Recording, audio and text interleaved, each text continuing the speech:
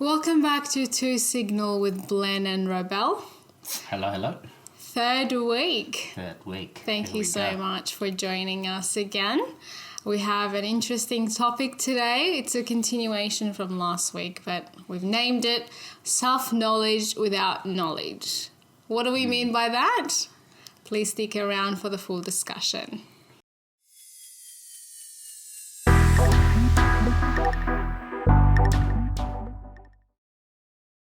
So, Rebel, here we are.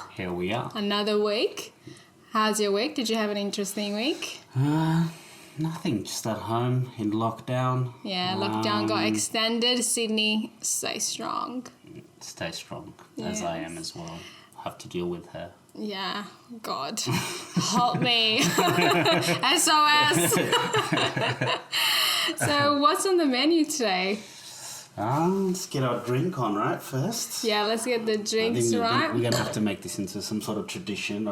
Yes. And I hope you guys join us too. You know, help yourself with some wine or coffee or whatever it is that you drink. And while we have this discussion. All right, let's... So wine again? I thought you were going to be experimenting something new this week. No? This is new. This is new? It's a different wine? It's a different bottle. To me, they all taste the same. It's a different bottle. It's just wine, another wine. Different wine with a different bottle. Okay, fair enough. Cheers. Cheers.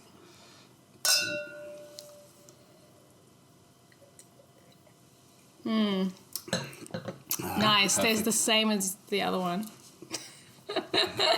Tastes different, actually. Bit Does sour. it? Yeah. Oh, okay. Well, I wouldn't know. Yeah. So our topic for today, self-knowledge. What's the name of it? Self-knowledge without knowledge. So what we mean by that, we will get to it. But before we get to it, what is self-knowledge? Self-knowledge, for me, in the way I interpret it is, it's something that everybody should know about themselves. So when you kind of ask, who am I?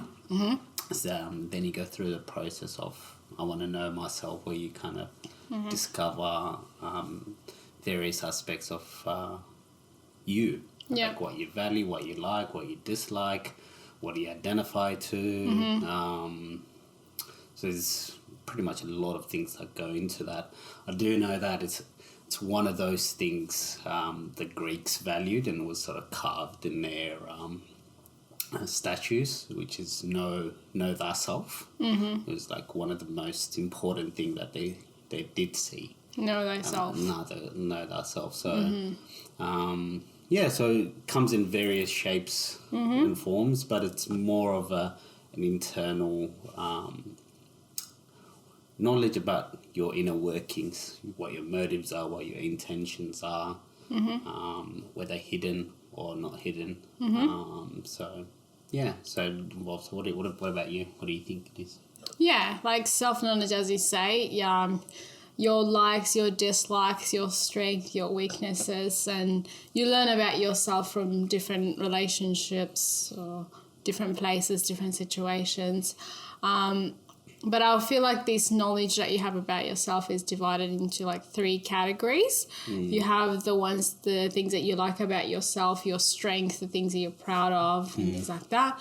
And then you have the sides that you don't like so much that you would like to work on, or some things that, you don't discuss with other people, but it deep down kind of things. Yeah. And then you have the areas or like your ideals, your values, your standards, things you like comes from your tradition or family value or religion or faith, things like that. Yeah. So I feel like we have this understanding that's fragmented, and we're like divided within ourselves. We have all these different ideas of ourselves, but all over we call it self-knowledge or self-awareness.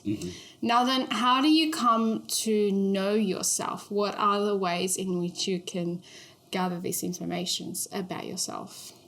So do you mean like how do I acquire the knowledge about myself? Yeah, like how do you learn about yourself? So I mean the only one is, you can only know yourself in relation to something, right? So I don't mean sort of personal relationships only. can be relationships to your properties, a relationship to ideas, a relationship to people, or either loving or family. So there's various relationships that we go into, and that relationship allows us to unfold the inner workings of ourselves. So we say, we don't like this. Certain relationships may let us know what our values are. Certain ideas may let us know what our ideas are. So therefore we build up these conclusions in terms of what our principles, values are. And from there we sort of say, this is me. So this is what I've concluded. So we sort of bundle up knowledges about ourselves, then we go from there. Okay. Yeah, so same thing, I would agree with you as well. We gather these informations from different relationships, friends, family, colleagues, or the romantic. We are different with all these people. We act a different way. For example, some people have filters, like myself, when I'm with people that I respect. Not that I don't respect others, but some people like yourself, no filters everywhere. I do have a filter. But we do, you act differently. I've seen you with your parents. You act very different. And then with your friends, I'm like, who is this guy? I have to say everyone. And then, if you're exercising or you go for a run, you learn about yourself because you learn how far you can push yourself, your strength. You put yourself through that struggle and overcoming this difficult time. I know I give up really quickly, but that's another thing. Some people can learn how far they can go, right? And some of us learn that not so far. But you have to be related to something. Yes, again, related to that thing. Well, you can't say I'm in isolation as well. It's very hard to say I'm in isolation because even if you're alone, there has to be something that you're related to. To know yourself. Like an idea or something. Of yourself. You still have a family member. Yeah. You may believe in God or you may believe in nature, whatever it is that you believe into. That's also a relationship that allows you to know about yourself. I was actually talking to my friends over the weekend. Shout out, friends. And I was saying to them, even though I'm at home, don't have anything to do, I still have this urgency to be doing something. Like I can't sleep or sit down for a second and just rest because my mind is like, you got to do this, got to do that, got to do that. So even though I'm at home by myself, these ideas are still with me, not letting me rest because it's still in relation to something. And something in me is expecting me to keep going or to keep doing something. So that's still You mean like you have to always be on the move, like you can't sit down? Is that what you mean? I feel guilty when I sit down because I'm like, this is valuable time that I could be investing in something valuable, but I'm sitting down doing nothing or watching TV. And I feel guilty about it. Yeah. Yeah, I mean, it does get like that sometimes. Yeah. But also other times there is where you've kind of put in a work or a shift for yourself when you're trying to do something. Then you do it, and the next day, like, I need a rest. And those kind of rest. That feels great. It's guilt-free. And you don't have any judgments here, like, I've done what needs to be done. And I don't have many of those, though, to be honest. Do you have maybe because you've got, like, ambition, maybe? Yeah, because, after I work, I have other things I want to do. So whether I finish this, there's another thing waiting for me. And then once that's done, there's another thing waiting for me. I feel like there's always something to do. Yeah, I mean, maybe sometimes there is also, just because I'm not doing anything or whatever, doing something doesn't mean I'm actually doing something. There's like, you can just be busy. Busy working. What do you mean? Well, there's a difference. Like, you can work and you can also be busy working. Like, you're not actually doing anything that's that contributes to your thing. Do you know what I mean? I don't know about that. I'm definitely doing something. Like, sometimes you can do, like, it can be kind of procrastinating busy. like where you're doing something as opposed to doing the actual thing. The actual thing or thing that could contribute to something, but the thing that you're doing now could seem like, okay, I'm doing something else. Fair enough. Yeah. But this is drifting off the topic. So going back to our topic, you learn about yourself in different ways. Yeah. And so, like, now that we have acquired this knowledge through different means, we come to this knowing is, in a way, like a conclusion, arriving as some end, saying that I know this about myself, you know. And once you say, I know this about myself, you're sort of arriving at a conclusion about yourself. So does then that stop you from learning about yourself? This is the area we sort of want to focus on and that's why we've called it self-knowledge without knowledge, because the knowledge can be a trap or a barrier from learning about yourself. I can give you an example again with the exercising thing. It seems to be the biggest issue of my life. Even though I value that it's, you know, something that needs to be done, I have convinced myself that maybe because I don't like it, or so I've convinced myself that it's not for me, like running and things like that, it's not for me. So then if I go for a run, my mind will like quickly give up. As soon as I feel tired, I haven't even broke a sweat, but as soon as I feel tired, I'm like, you've done enough. You can call that a day. But that happens because I have convinced myself that that's as far as I can go.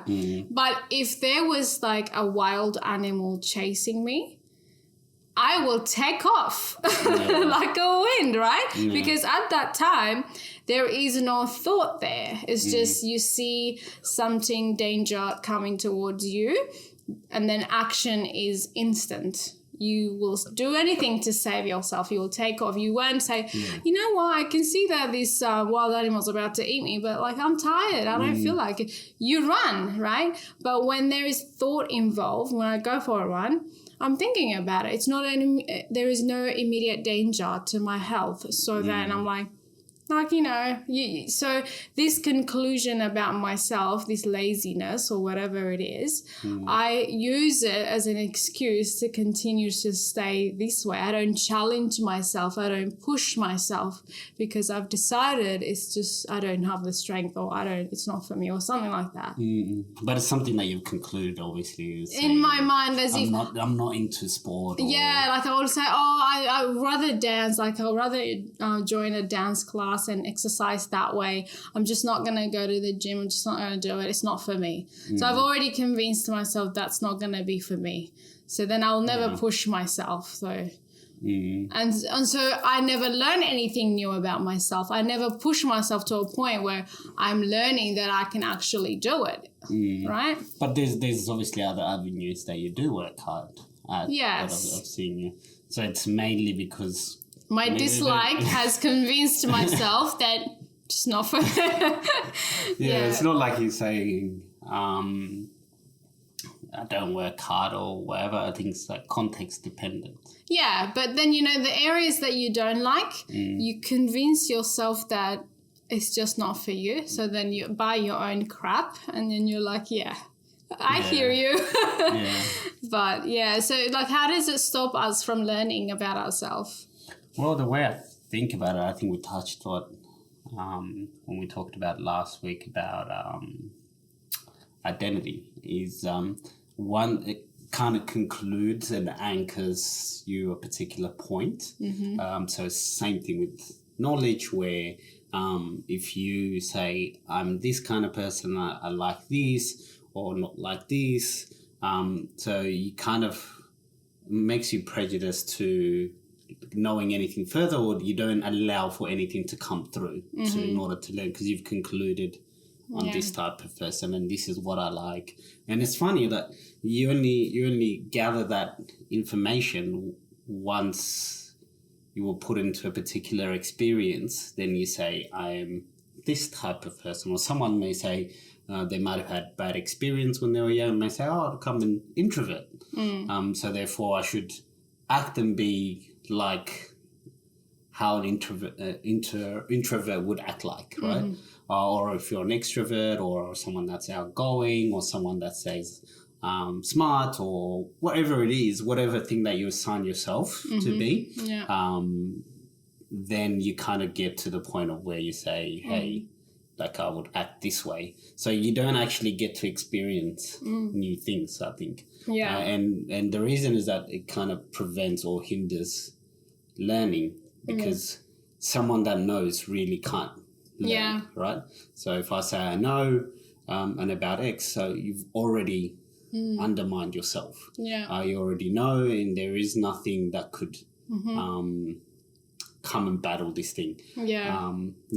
Yeah, so knowing does stop you from learning, is what you're saying. Yeah. Because if you start off from a conclusion, where you say this is me and this is the right thing, so you don't really allow new things to come into it, either to change your mind. Yeah. And also you don't question it. Like with the introvert thing, perhaps the reason why you don't interact with, don't make new friends, or prefer to be alone or by yourself, is maybe you had a bad experience, as you said, as a child or as an adult or whatever. So now you prefer to be alone. But there is fear that is there. There's a bit of insecurity. You never question those things because you have now just covered yourself with this label of I'm an introvert, I prefer to be alone. And so you never question that. You never ask the right question, why do I prefer my own company? And you live that way, you act that way. So you sort of stop yourself from meeting people in the future. So your past has got control over your present and your future. And especially if you have a bad conclusion about yourself, especially things that you carry from childhood, things things you hold back and that you think you are this way because of what happened. It's very hard to detach yourself from that once you believe that that is you. And it continues to be in your life, in the present and in the future. So you never give yourself a chance to learn something new about yourself. You always let your past control your future, your now. But as a living being, like we're not dead. A conclusion is an end of an essay or a writing where you have looked into the pros, the cons, and then you have finally decided what it is, right? We are, as a living being, we're not a conclusion yet. Therefore, we have opportunities to learn about ourselves, to go out and try something we've never tried before, and learn. But if we have a conclusion, if we say I know myself, then that's it. We're going to act according to what we know about ourselves. And I think it's so dangerous and it's so bad because it really, really limits you and puts you into that lane that you never come out and explore. Yeah, I think that the other aspect of this is when we say self-knowledge. We have to realize, not to be obviously philosophical or whatever, is the self part. Like there's no particular thing called self. It's like it's a makeup of a thing, right, in your head. So when you're saying self-knowledge, it's whatever is in your mind that you construct. So it's never something that's grounded. It's always fleeting. So therefore, by saying like I'm this kind of person, you kind of go into that self-preservation mode where you try and fight people if they kind of attack you on a particular thing that you think you are. Say if you think you're smart and I say, hey, you're so stupid. Like you don't actually realize like this is insulting me. But you say I'm smart, so like how dare he attack me this way? So I think having that conclusion is not the greatest thing to have. So it's always good to allow something that disconfirms your idea of you. So I think I've talked about, I've told you a few times about Charles Darwin, so that evolutionary theorist came up with evolution. A lot of people know him, obviously. his thing was whenever he comes up with a new idea, he's always looking for ways to disconfirm the idea. Like rather than look for things that would confirm that he's right, like he would go get his friends or anyone else to come and attack this idea for him, so that he's not blinded by his ideas. So he doesn't get sold on it, and he doesn't try and fight it or whatever, but he's always trying to attack it. So if that thing can withstand the attack, there is some sense in this idea that's worth holding on to, or worth investigating further, to see that if this is correct. So like what we're saying, like the past for you is like determines I am this, right? So I think it's a good thing to allow learning. It's like the identity, how it ties in is like your identity can be a trouble. We're not saying, by the way, like don't have any identity. I can't change the fact that I am a woman or a black woman or all of these things, right? What we're saying is like loosely attached. Don't be so attached that it really like offends you if something happened and it takes over your life, and your whole life you've given it to this thing. Like life is more than that, right? And it can be very blinding, as you say. Like if I'm going to give my whole life to a race or an ethnicity or whatever and fight for that only, I exclude all other people, and then I just become about this thing.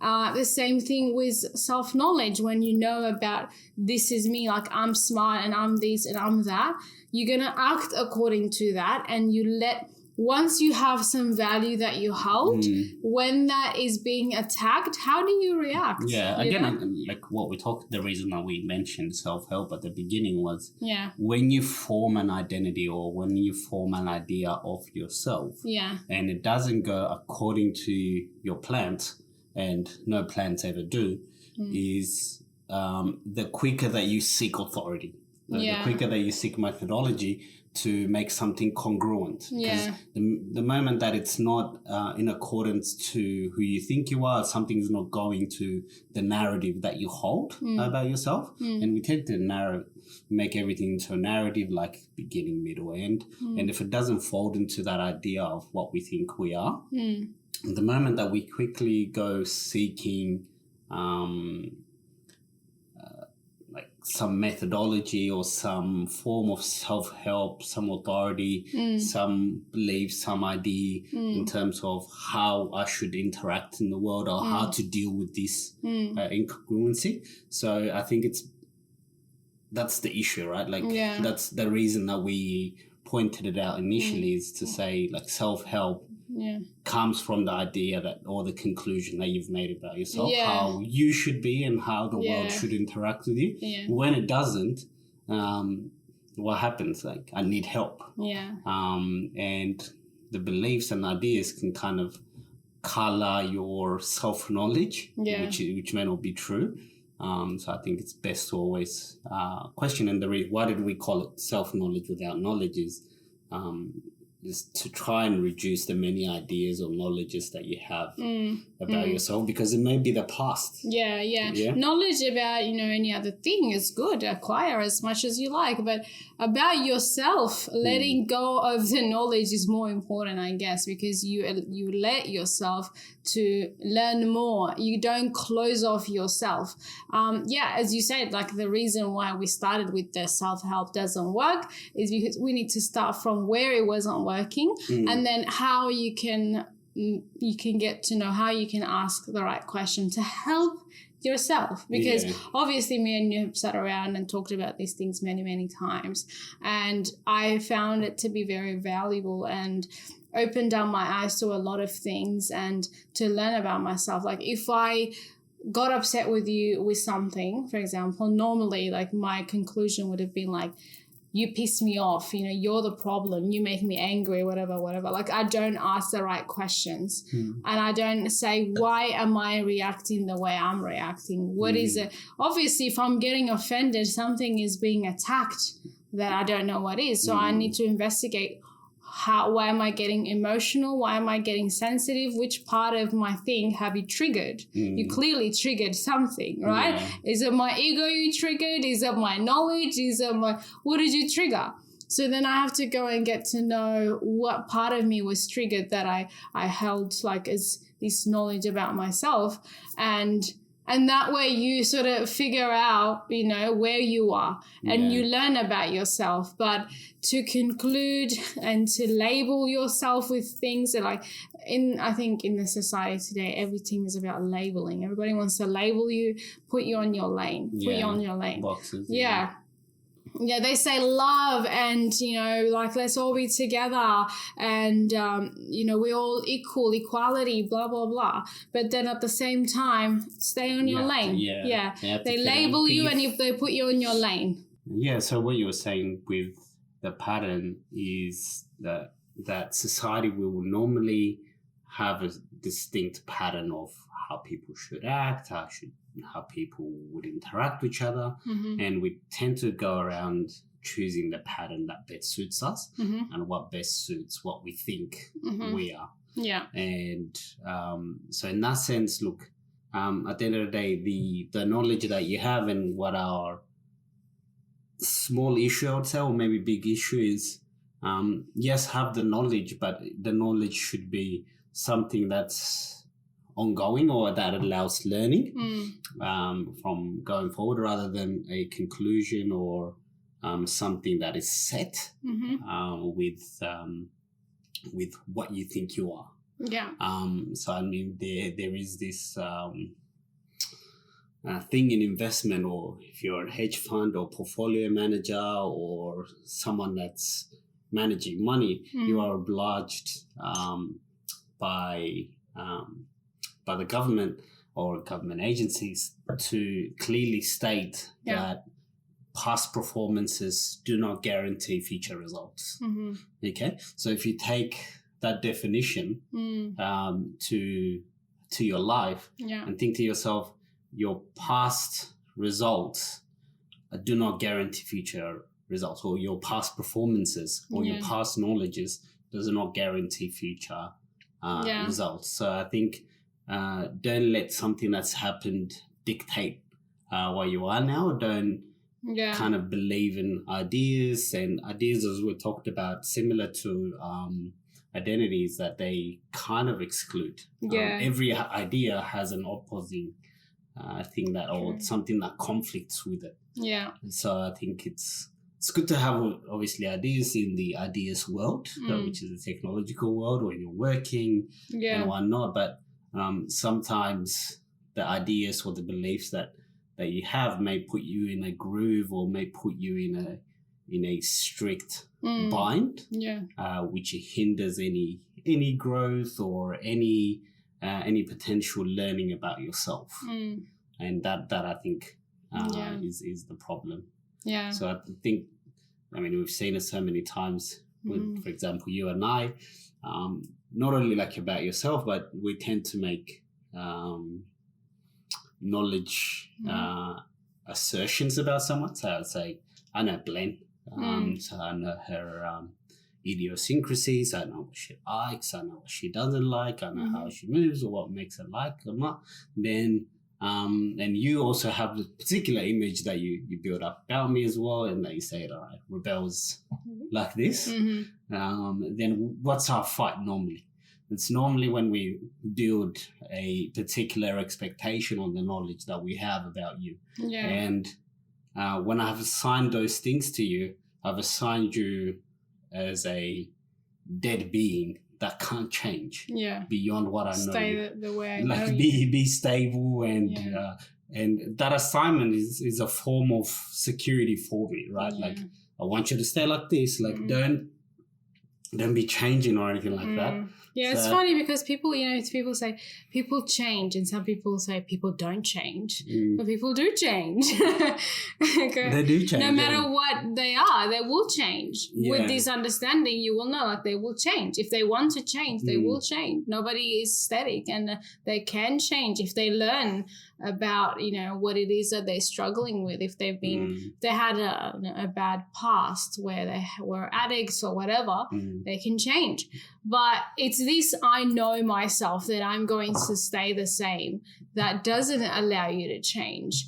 And why we're discussing about these things, it's not because we're above it all. It's not at all. But we realize that we're all the same. More of a question for because we realize that, as I said last week, the human being is the same. Like psychologically, we're all the same. We have the same fears. We have the same experiences, and therefore we can't be the only one who feels this way. You know, sometimes when I look at some videos on YouTube or on Instagram, some silly people, like funny things, and this girl that I showed you, she's hilarious, and she's got like over 2 million followers. And I look at them and I say, you know why people like that? Because everyone finds this funny. And the girl, like, she's the humor is so silly and like to a point, I don't even know how to put it. But it just shows you that we all relate, because we find the same things so funny. We're not all out there. We relate. We relate to it, exactly. We're not all brave to put ourselves on a line, but when somebody puts themselves on a line, we're like, oh my God. I mean, that's what we love. Comedians have this leeway to describe the inner workings of our actual motives, our hidden motives. And when they do describe it, we find it funny, not because the joke is funny, because we can. So relatable. It's so relatable, and they're like, sometimes it's a bit cringy, sometimes it's funny, but most of the time, comedians get that leeway to be able to. That's their greatest talents, like to observe that humans are the same, like they're insecure, they get jealous, what they want is sort of similar, they're envious, and when they kind of describe those things, we laugh at it because we know it's in your head, and that's the thing that you think about, and that's what you have hidden from people, but they can go on stage and they don't say people are like this, right? So they normally put themselves in situation that reveals that behavior, that thinking, that motive that they had, that which we can all relate to. And that's the funny part. It is. And like to mention also, you know, when you have ideals, like when you know things from a place of right and wrong, like we know jealousy is wrong, or you know, hate, and all of these things, you know, the list of things that you're not meant to do. We have those not to do on the list, but we are not them. And we're always trying to be them. And one day we do very well, the next day we're like, oh crap. Pray God forgive me, for I have sinned. And then we go back and do it again, because we only see things from a black and white point of view. We don't understand why we're doing those things. Like when we feel jealousy, like jealousy is an instant thing, you know, like you whatever it is that made you jealous, you feel it. It's not like you can stop it. You're gonna feel it. Anger is a thing. That's what you are. Yeah, it's you. Anger is a thing, and it just comes. The most important thing is not to know bad or good. Anger is good and bad, like to put them in this category, but to understand what caused that, and to learn about yourself, what's angered you, and to to learn about yourself, you have to see what you are as you are. Not what you would like it to be. There's a saying where it say ideals are self-made gods. You know? The ideals that you carry around you become your God. Like in terms of how you operate and how you think and what you think you should do based on these ideals that we have, and we tend to form them because we do have self-knowledge within us, but normally because we humans are as messy as they come, and we do have those feelings, we tend to gravitate towards with what I should be, what I should be like. I think you have to be able to, there's probably a way to overcome it, but and I'm not saying like if you find yourself violent, I'm not saying accept your Understand violence, but where the violence comes from. yeah, I think Instead of just, understanding like, the source and where Probably that it's leads, easier to change it from a place of understanding rather what than you just are, saying, yeah. you know, like for a child, if you say to them, don't touch this and don't do that, if they don't know why something is bad or dangerous, they're going to try to do it on their own time because they're curious now. Now the fact that you told them not to do it, then makes them even more curious to find out. Yeah. But if you give them a reason why not to, they'll get to learn why one thing is bad and another. So learning is more important than just sectioning things and being divided against ourselves. So better to understand ourselves so that we're not in conflict with ourselves. Yeah. Yeah. And kind of seeing where most people's conflict comes from, right? Yeah. It's the fact that they see themselves, or we see ourselves, I should say, not themselves, is we kind of see ourselves in relationship with someone, how someone makes us envious. Yeah. Or how in certain situations we tend to be greedy. And how in certain situations we can be violent. And the moment we don't recognize it while I'm being greedy or I'm being violent or envious or nothing like that, I only realize it after the feeling has passed. It's, oh man, I was quite jealous, man. Yeah. I was quite envious, or I was quite hateful. I was quite violent. Then we kind of say, like, I shouldn't be like this. So let me get the opposite of this thing. Yeah. But we have to be able to learn the thing. In the moment. But the thing, like, also, you're violent. Like, what made you violent?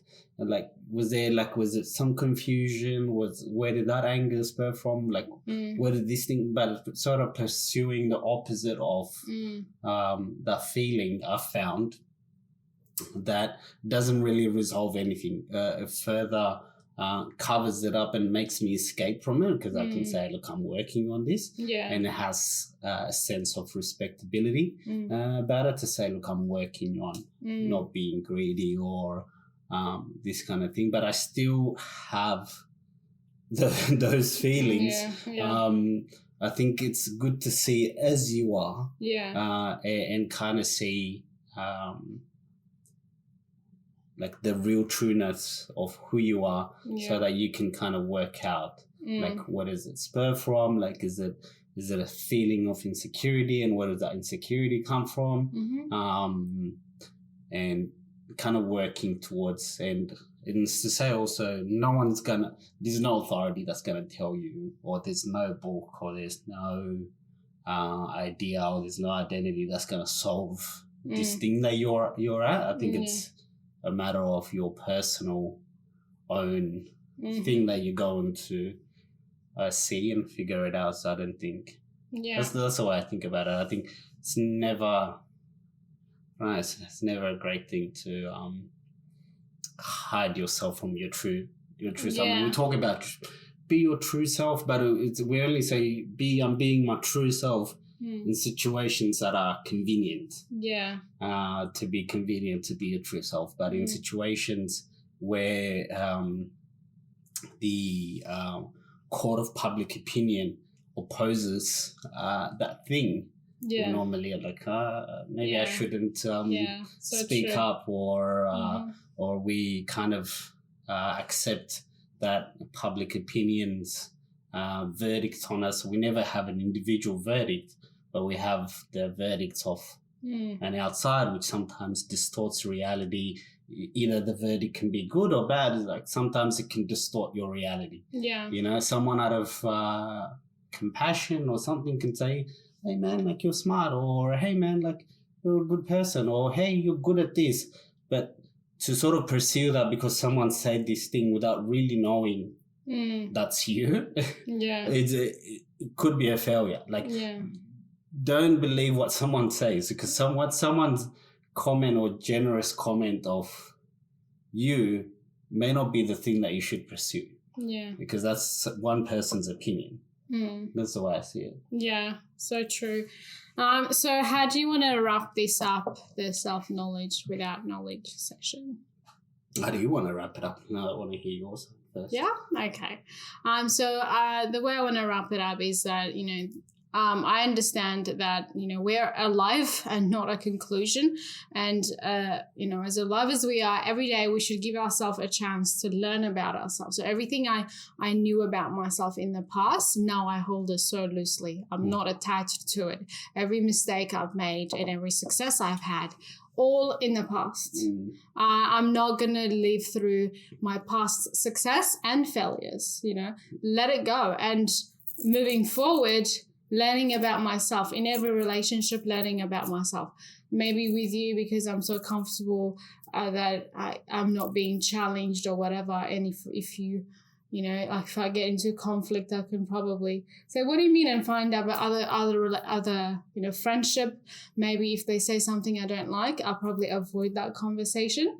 But seeing that, like, why am I avoiding this conversation? So learning about myself from every situation and my reactions and watching myself and seeing where anger is rising from, where these things are coming from, and not from a place of judgment or from a place of fixing it, but to understand it. Yeah. And just putting myself in the place of, let me see, let me learn and things like that. It's really freed me once. And two, I don't know, there's a sense of openness to acquire more about myself, and it's a sense of exciting because I don't have to live in my conclusion anymore. So it sort of set me free from whatever burden I was carrying about myself. That's good. Yeah. What about you? Yeah, I think we kind of touched on most of the things that I think about it. The way that I view self-knowledge is it's a pretty hard topic because this thing is about you specifically and who you think you are. Yeah. And I think the best thing to do is to see yourself as you are. Yeah. And not to form escapes or not to form judgments or anything like that on top of what you are, but to kind of figure out that this is you and see this confusion that you have within you that make you act this way and to go from there and to kind of learn. Because if we kind of get other people's idea of who should be, the psychologist, psychiatrist or whatnot, about what a human behavior should be, it's only going to make us further confused. It's never going to resolve who we are and the idea of the sort of concluding who you think you are or this is who I am. Kind of looking at this thing could be a hindrance to learning, a hindrance to self-knowledge. Don't ever conclude. These are great sayings like strong ideas held loosely. Like hold this thing about yourself, but hold it loosely to the fact that when disconfirming ideas do come in to what you hold, be quickly let it go. Yeah. And without strife and without pain and without anger.